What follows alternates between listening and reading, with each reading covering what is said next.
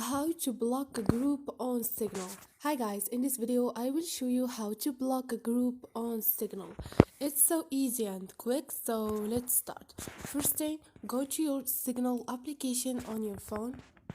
Now click on Signal and click on your group. Now click on your profile up there and scroll down and click on block group.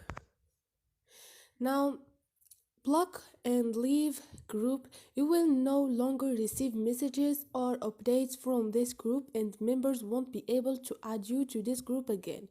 Now you can click on block and leave, and this is it. So hope this video was helpful to you, and if you liked the video, don't forget to subscribe and like.